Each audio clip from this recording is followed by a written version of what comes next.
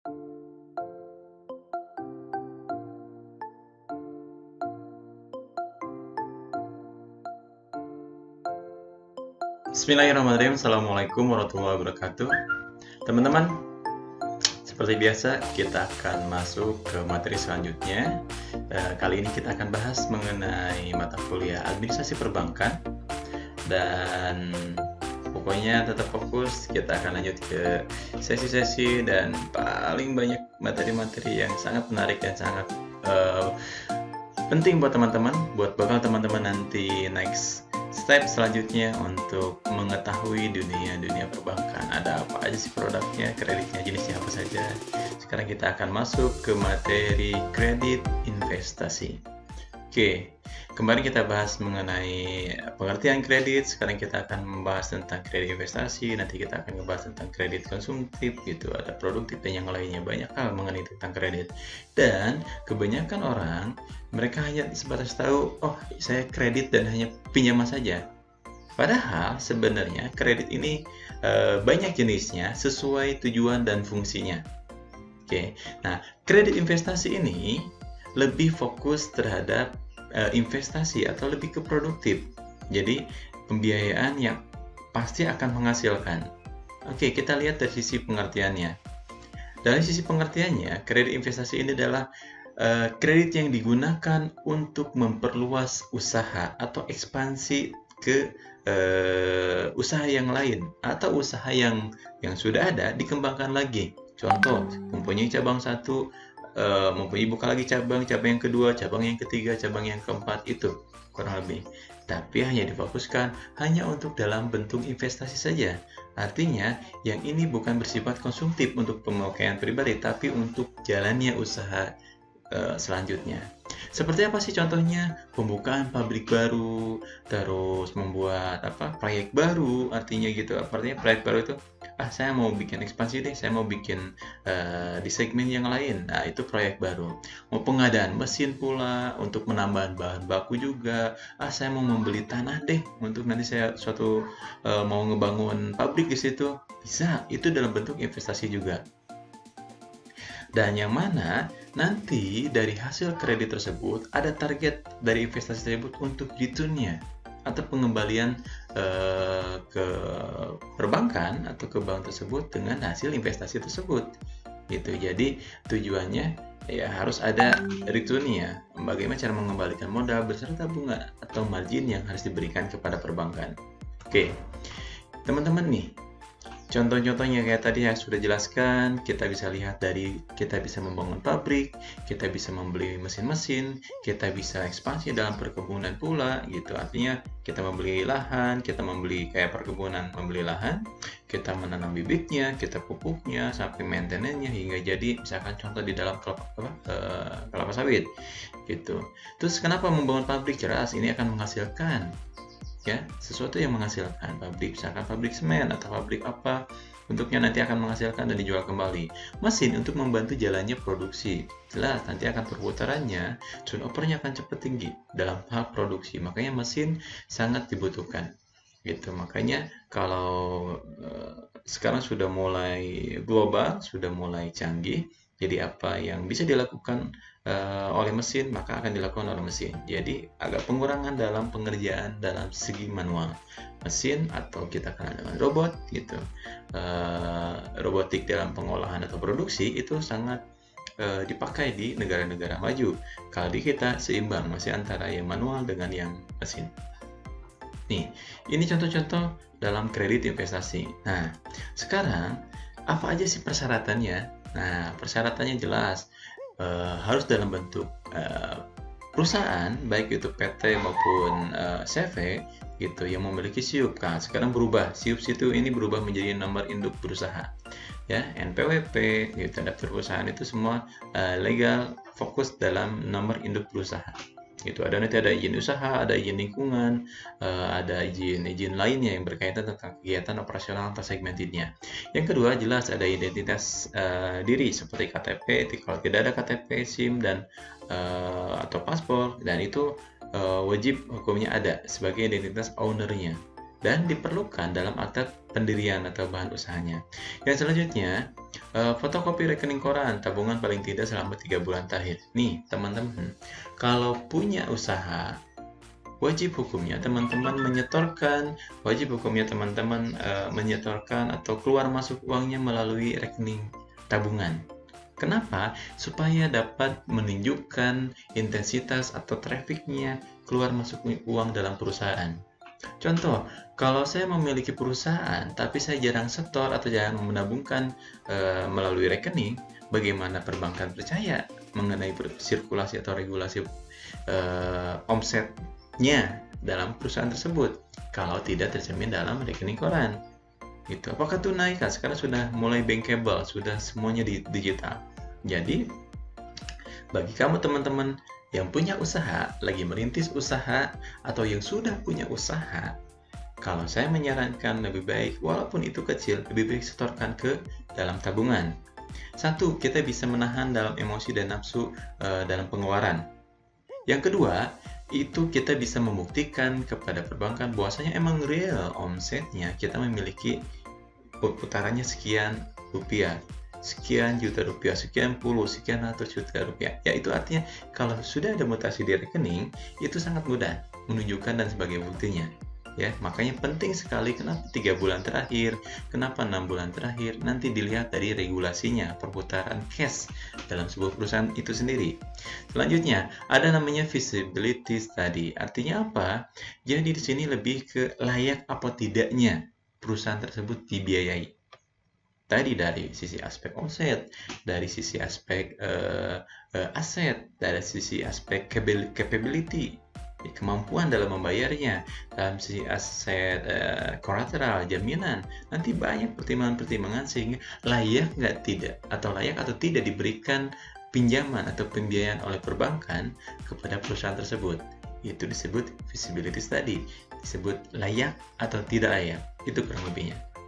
Oke, kita lanjut ke fasilitas kredit investasi apa aja sih jenis-jenisnya. Yang pertama adalah term loan atau yang biasa dikenal dengan nama anuitas, yang mana cara pembayarannya dilakukan secara bertahap. Anuitas di sini artinya teman-teman fokus ketika dalam membuat atau membayar angsuran itu seperti segitiga kebalik. Oke, segitiga kebalik artinya itu angsurannya tetap, tapi dalam pembayaran pokok dengan bunganya menurun. Contoh, yang pembayaran biasanya kalau anuitas sistem seperti ini, biasanya contoh kita punya cicilan 3 juta. Dari 3 juta tersebut bisa jadi 2.600.000 itu bunganya atau marginnya. Sisanya 400 apa? Pokok. Nah, itu sistem anuitas. Tapi kalau sudah jangka waktu sudah mulai dekat, contoh tinggal 1 tahun lagi nih kita kredit. Kalau tinggal 1 tahun kredit lagi, itu kebalik, nanti pokoknya yang besar, bunganya atau marginnya yang kecil. Itu biasanya sistem anuitas. Yang kedua, ada term loan grace period atau TLG, yang mana cara pembayarannya hanya untuk bunga kreditnya saja. Lalu untuk pokok kreditnya akan dibayarkan saat memasuki grace period. Artinya apa? Kalau yang term loan grace period, artinya kalau kita pinjam misalkan 100 juta, bunganya atau marginnya 50 juta. Yang kita bayar adalah marginnya saja atau bunganya saja. Loh, oh Pak, kalau bunganya, pokoknya kapan dong dibayar? Nanti kalau sudah jatuh tempo atau mau selesai jatuh tempo. Contoh, kita kredit misalkan ngambil 1 tahun. Marginnya, bunganya adalah 20 juta. Sehingga kita hanya bayar 20 juta. Ketika nanti udah mau menjelang 1 tahun atau kontraknya sudah selesai, kita harus mengembalikan yang 100 juta itu beserta apa? Marginnya atau bunganya. Jadi kita bayar bunganya dulu. Itu disebut TLG grace period atau kita kenal dengan balance payment. Itu biasa terjadi di dalam sebuah pembiayaan, baik itu kredit konsumtif, baik itu investasi, mau itu modal kerja, rata-rata ada seperti itu.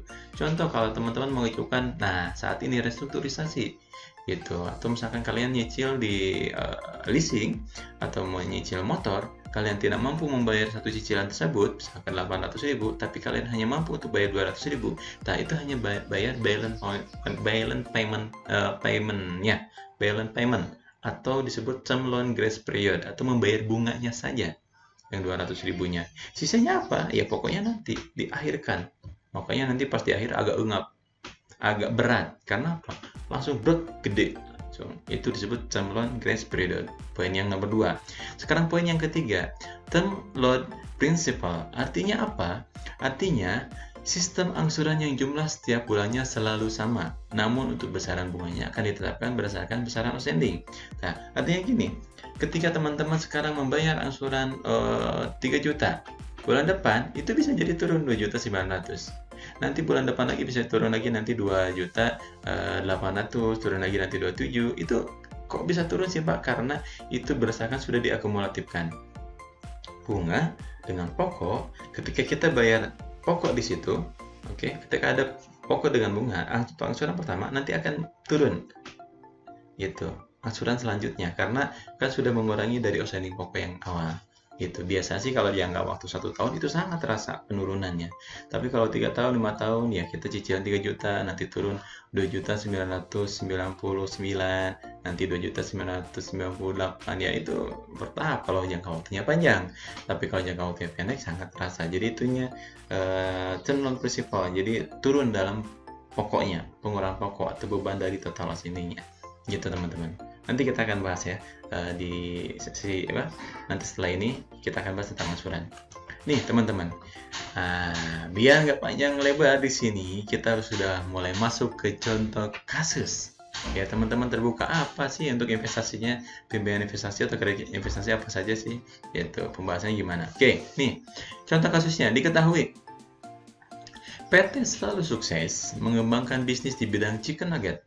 Tahu nugget? Ya, pengolahan di dalam bahan bakunya ayam ya, dibuat dalam bentuk nugget.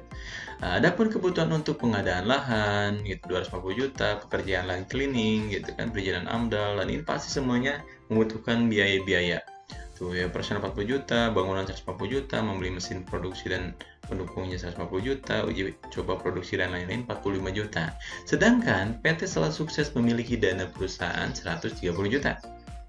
Mengajukan pinjaman investasi ke Bank Thayyib, ya saya sebut Bank Thayyib saja, saya tidak mau menyebut brandnya, contoh seolah-olah ini bank, ya banknya tapi namanya Thayyib, saya plesetkan, isi saya takutnya endorse kalau banknya asli, dengan tenor dengan jangka waktu 5 tahun, bunga pinjaman 12% per tahun, biaya provisi 1% dari plafon.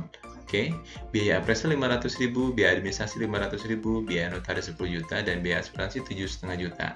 Pak, kok kenapa harus ada biaya notaris? Jelas, itu nanti akan diikat jaminannya. Oh, berarti harus pakai jaminan dong? Jelas, bank akan mengikat sebuah collateral atau jaminan. Jaminannya apa? Bisa jadi sertifikat tanah, sertifikat rumah, atau surat berharga, atau logam mulia, atau emas, kayak gitu, yang mempunyai nilai hampir sama dengan sesuai yang kita pinjam. Atau minimal ada jaminannya melebihi daripada yang kita pinjam. Nah, kok asuransi ada terus sih Pak di dalam kredit? Jelas. Asuransi buat apa fungsinya? Ada biasanya asuransi itu ada asuransi kebakaran dan ada asuransi jiwa. Kok asuransi kebakaran? Emang pasti kebakaran? Wallahu alam, kita kan nggak bisa prediksi. Kalau seandainya amit-amitnya terjadi sesuatu itu sampai kebakaran, gudang tersebut itu bisa di-cover oleh asuransi. Itu mitigasinya. Kalau udah cover asuransi bisa jadi lunas nggak? Iya. Nanti kalau coverannya melebihi atau bisa mengcover dalam pembiayaannya, itu bisa di cover dan itu bisa lunas. Itu jaga-jaganya. Kalau misalkan kebakaran kan tidak bisa usaha lagi. Gitu. Tapi kalau misalkan di cover oleh asuransi dan itu bisa mengcover dalam semua kreditnya, itu bisa jadi lunas. Sehingga nanti merintis lagi dari nol. Nah, kalau asuransi jiwa gimana? Kalau amit-amitnya debitur tersebut, misalkan amit-amitnya tutup usia, itu di-cover oleh asuransi jiwa tersebut. Makanya asuransi selalu ada dalam setiap kredit. Untuk apa? Untuk meng-cover pembiayaan supaya tidak menjadi beban nanti ke ahli warisnya. Itu teman-teman. Oke, lanjut. Nah, pertanyaan pertama. Berapakah kebutuhan modal investasinya? Nih, yang tadi nih di atas kebutuhannya, tadi pengadaan lahan, pekerjaan lahan cleaning, perizinan AMDAL, yang lainnya, nah itu berapa kebutuhan modal investasinya? Yang kedua, berapakah angsuran yang harus dibayar setiap bulannya? Kalau kita sudah tahu kebutuhannya, baru kita hitungkan tadi berdasarkan marginnya, bunga pinjaman 12% ya per tahun, gitu. Terus dan biaya-biaya ini semuanya dimasukkan. Terus berapakah nominal pelunasan jika pada tahun ke-1 dilunasi? Tadi pinjamnya 5 tahun, 1 tahun, ada milik, ada rezeki, saya mau lunasin deh daripada beban. Nah, gimana nanti cara hitungannya? Oke, Kita bahas satu-satu. Yang pertama teman-teman, breakdown atau buat listnya. Dari yang soal cerita ini, teman-teman, tolong buatkan listnya. Supaya apa? Memudahkan kebutuhannya berapa. Nih, seperti ini listnya. Jadi, kita breakdown di sini. Oh, ternyata pengadaan tadi 2,5, bagian lain cleaning sekian, perizinan bangunan instalasi. Nah, di breakdown ke semua dalam bentuk list tersebut. Sehingga kita tahu, oh ternyata total kebutuhannya adalah 650 juta rupiah. 650 juta rupiah. Sedangkan dana perusahaan PT tadi, dia memiliki 130 juta rupiah. Jadi, kebutuhannya tadi 6,5 karena ada dana perusahaan, modalin lah, jangan semuanya kata bank gitu. Karena bank juga membiayai tidak 100%, biasanya 80%-nya. 20%-nya gimana? 20%-nya adalah nanti mengcover atau membackup modal untuk membiayai, ada modalnya deh, ada usahanya, ada ikhtiarnya gitu dari perusahaan tersebut. Yang selanjutnya ada baru pengajuan banknya adalah 520. Oke, yuk kita bahas satu-satu. Oke, tadi kebutuhannya, pengajuan ke banknya adalah 520 juta rupiah. Nah, gimana cara perhitungannya? Oke, kita lanjut, kita ke perhitungan. Ya, ini dia. Kita masukkan ya. Nih, banyak teman-teman, kalau dulu kita perhitungannya secara manual, kalau sekarang serba praktis dan systemized atau sudah dihitung oleh sistem. Jadi tiap bank punya, contoh nih saya tunjukkan. Bank punya nggak cara hitungnya? Ada hitungannya. Dia ada kalkulator. Oh, ini pinjaman kreditnya. Contoh ya, misalkan ini saya sebutkan brandnya. Jadi kita bisa ngitung di sini. Oh, kalau saya pinjam misalkan 100 juta, kita tahu bunga efektifnya berapa. Oh, misalkan bunga efektifnya 9% per tahun. Berapa lama pinjamannya? Oh, misalkan pinjamannya 24. Berapa cicilannya? Nah, ini kita bisa tahu nih. Biasanya tiap-tiap bank di websitenya sudah bisa mensimulasikan pinjaman untuk calon debitur. Oh, berapa sih cicilannya? Oh, 24 bulan ternyata cicilannya 4.500.000. Wah, besar juga ya. Kita, wah, segini berarti 24 bulan terlalu singkat dan cicilannya terlalu besar. Bisa nggak 36 bulan? Enggak, nanti tinggal teman-teman simulasikan di sini. Nah, karena di sini limitnya terbatas hanya 100 juta, makanya tetap kita buat dalam saya maksud tetap di simulasikredit.com. Artinya di sini kita bisa mensimulasikan kurang lebih gambaran untuk kalau kita pinjaman ke bank, kita cicilan berapa sih? Nah, kebetulan pembiayaan investasi ini sama dengan simulasinya, hampir sama dengan KPR cara hitungnya. Jadi, karena di sini tidak ada khusus spesifikasi untuk kredit investasi dan hampir sama perhitungannya yang saya kaji selama ini, makanya kita nggak apa-apa, kita masukkan dulu aja walaupun ini kita abaikan dulu ya simulasi KPR ini. Ini kita asumsikan tadi total kebutuhan adalah 650 juta. Tenornya adalah 5 tahun. Tadi bunga pinjamannya adalah 12%. Kita masukkan semua data-data yang tadi. Ya, data-data yang tadi kita masukkan. Dan ingat, pembiayaan bank itu tidak 100%. Itu maksimal 80%. Sehingga DP debitur berapa? Ya 20%. Ini kita masukkan. DP uang mukanya 20%. Oke, tadi biaya provisi berapa? 1% kita masukkan. Biaya operasional berapa? 500.000, biaya administrasi 500.000, biaya notaris tadi berapa? 10 juta, dan biaya asuransi tadi berapa? 7.500.000. Yang jawab PTKP karena ini bukan jual beli, kita nolkan. Oke, kita kalkulasikan. Nah, setelah kita kalkulasikan, nanti akan muncul. Nah, ini kita kalkulasikan. Sudah enak ya, praktis ya teman-teman, tinggal mau masuk angka-angkanya saja dan kita akan mengetahui berapa cicilan. Tadi pertanyaan pertama adalah berapa angsuran setiap bulannya. Nih, tadi 650, uang mukanya tadi 130 ya, sesuai tadi di soal cerita perusahaan memiliki dana 130 juta, pas berarti 20%. Oke, sehingga total pembiayaan atau pengajuan ke bank ada sebesar 520 juta. Berapakah cicilan per bulan? Cicilan per bulannya adalah ini, 11.567.112 rupiah, poin 80. Sehingga jawabannya berapa? Ini jawabannya untuk pertanyaan yang pertama. Gitu. Pertanyaan yang pertama tadi berapa? Berapakah kebutuhan berapa kebutuhan modal investasi? Tadi ini kebutuhannya 650 juta. Oke, ini kebutuhan, total kebutuhan investasi. Oke, tadi pertanyaan kedua, berapakah angsuran yang harus dibayar setiap bulan? Nah, angsuran yang harus setiap bulan, karena tadi pembiayaannya jadinya 520, bukan 650, sehingga jawabannya adalah 11.567.112,80. Ya, sama dengan yang tadi. Oke, 112,80. Oke, ini jawaban yang nomor 2. Teman-teman tinggal memasukkan saja. Gitu. Oke. Nih, silanya ini ya. Nah, sekarang kita masuk ke tadi ya, pinjaman 520 juta, ternyata bunganya 5.200.000, angsuran pokoknya 6.300.000, total angsuran ada 11.567. Karena apa? Jangka waktunya pendek, 5 tahun, sehingga sudah besar pokok di sini. Tapi kalau jangka waktunya 10 tahun, wah itu pasti lebih besar bunganya dulu dari awal ketimbang pokoknya. Karena ini 5 tahun, ya berarti hampir seimbang, bahkan lebih besar dari pokoknya. Nah, pertanyaan selanjutnya, kalau perusahaan tersebut memiliki rezeki atau pendapatan yang ingin melunasi atau pengen pelunasan setelah 1 tahun, gimana cara ngitungnya? Oke, teman-teman lihat di sini. 12 bulan, di sini adalah sisa pinjamannya 439.249.72 rupiah, poin 78. Oke, ini dimasukkan adalah, ini disebut outstanding pokok. Oke, outstanding pokoknya. Ini outstanding pokoknya, kita masukkan. Nah, oke. Pelunasan nanti ada 2 skema ya. Mohon maaf sebelumnya, saya flashback dulu. Pelunasan nanti ada 2 skema. Ada yang dibebankan, jadi gini. Kalau tidak sesuai jatuh tempo, artinya jangka waktu awal perjanjian 5 tahun. 1 tahun dilunasin, pasti akan kena penalti.